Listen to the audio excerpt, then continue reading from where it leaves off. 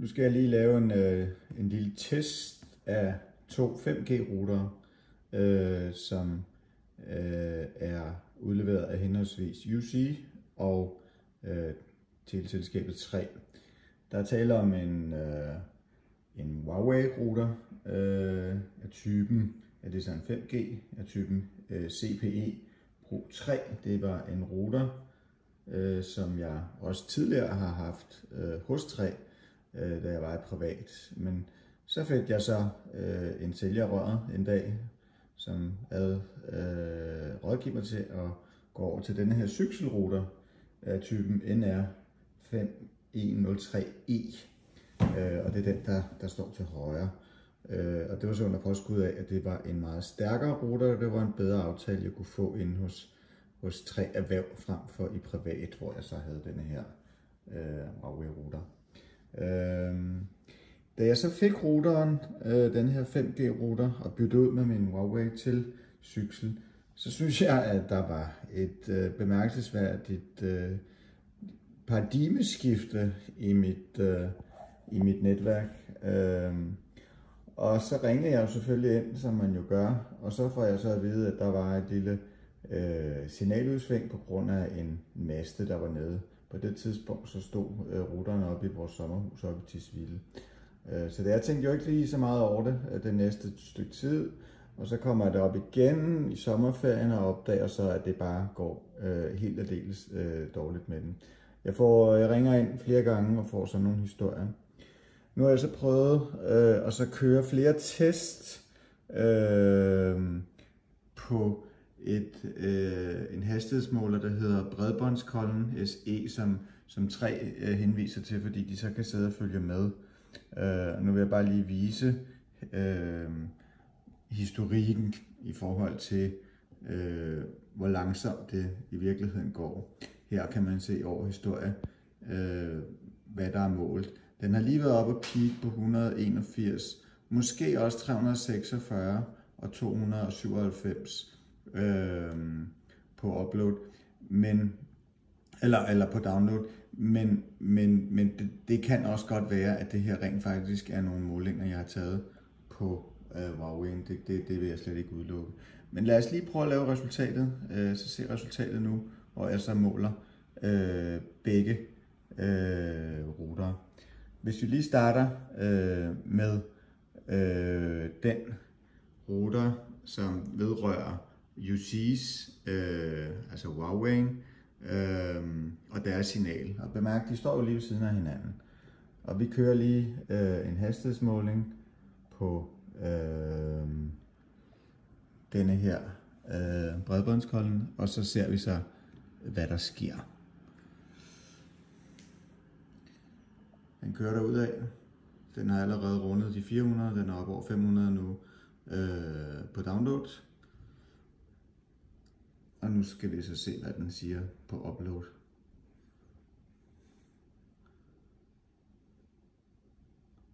Ja, det er meget spændende. Fantastisk resultat. I kontrast til hinanden. Meget spændende. 3. september her. 566 megabits på download og 57 på upload. Og vi ser resultatet indenfor i forhold til 3, som jeg tog i går. Nu prøver jeg at tage 3's. Jeg skifter lige internet herop til 3's. Og så kører vi den så igen. Mod igen. Og lad os se, hvad den siger. Det bliver spændende. Hold da op. Sikke da en leverance, det må man nok sige.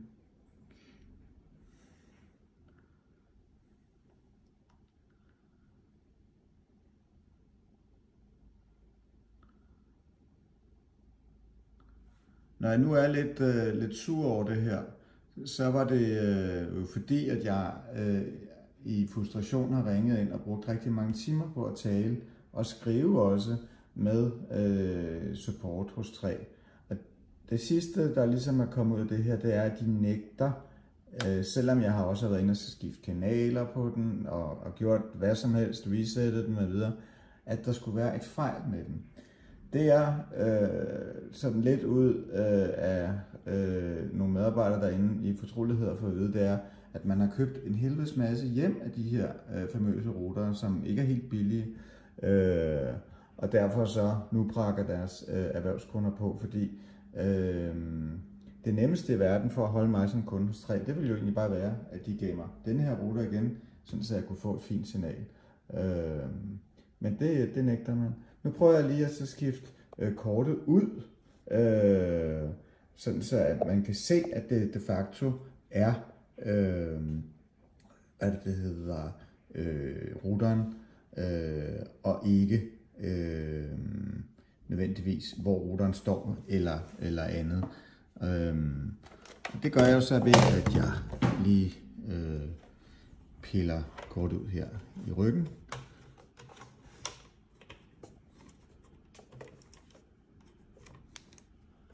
Det gør jeg så også her.